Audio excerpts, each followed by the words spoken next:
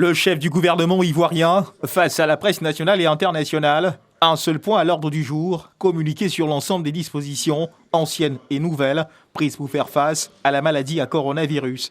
Qu'en est-il de la prévention et des besoins en masques de protection? S'agissant du port du masque, le gouvernement travaille à assurer leur disponibilité pour tous et leur gratuité, en mettant l'accent sur les personnels de santé, plus directement exposés à la maladie, et sur les forces de défense et de sécurité. Le gouvernement a autorisé l'importation de 200 millions de masques sanitaires. Une commande de 131 millions de masques a déjà été passée, dont 30 millions seront disponibles dans le courant de cette semaine et le reste le 5 mai 2020. La nouvelle pharmacie de la santé publique s'attelle à passer en commande 69 millions de masques complémentaires.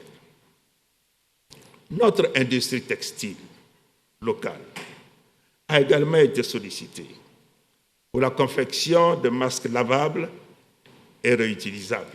Pour ce qui concerne l'amélioration du dépistage des cas suspects, plusieurs centres verront le jour et les tests effectués devraient gagner en intensité. Un total de 45 centres de prélèvement et de dépistage sont prévus à travers le pays, dont 13 dans le district d'Abidjan.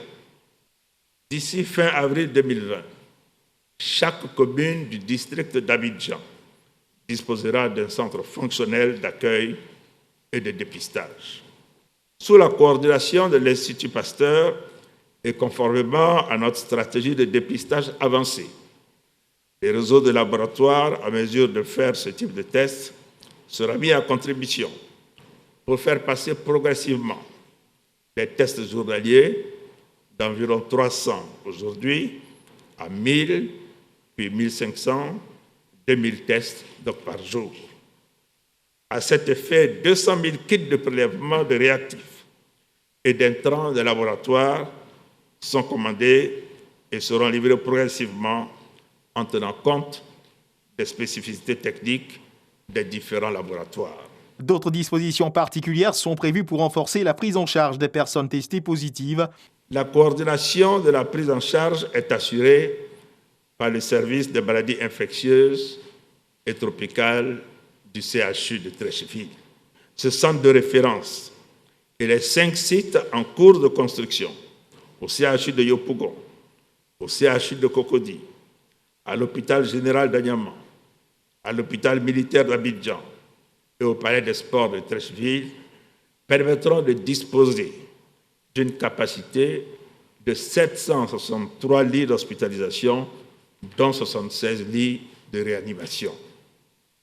Ces centres de traitement des malades équipés de respirateurs artificiels, avec un personnel soignant dévoué et à la tâche 24 heures sur 24, seront fonctionnels le 4 mai 2020. Pour renforcer la stratégie d'isolement des cas contacts, des perspectives ont été aussi envisagées. Notre approche est d'assurer le confinement de ces cas à leur domicile, sauf lorsque les conditions ne s'y prêtent pas. Dans ce cas, un site principal de mise en quarantaine a été aménagé à l'Institut national de la jeunesse et des sports. Ce site dispose d'une capacité de 1080 lits, dont seulement une centaine utilisés actuellement. Qu'en est-il des cas détectés à l'intérieur du pays? Nous travaillons à nous assurer que tous les cas qui ont pu être détectés à l'intérieur du pays ont tous été rapatriés à Abidjan. De nous assurer que les cas contacts de tous ceux qui ont été détectés ont eux aussi été testés, de telle sorte que ceux pour lesquels il n'y a pas de problème, ils restent donc sur place et les autres soient à Abidjan.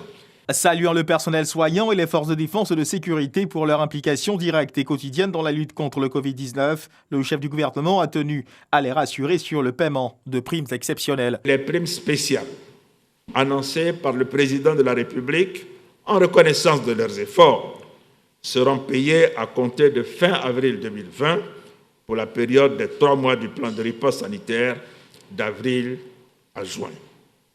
Cette prime spéciale continuera de leur être versée jusqu'à ce que le gouvernement déclare la fin de la pandémie du Covid-19. Le plan de soutien économique, social et humanitaire sera lui aussi renforcé. J'ai le plaisir de vous annoncer que le conseil d'administration du Fonds monétaire international a décidé du financement de notre plan de soutien économique, social et humanitaire pour un montant de 530 milliards de francs CFA qui seront décaissés dès cette semaine.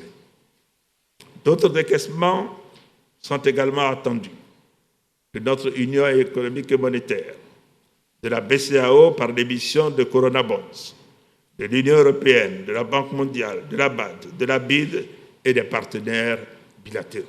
2020, année électorale pour la Côte d'Ivoire. Si la situation de crise sanitaire venait à perdurer, que dit la Constitution?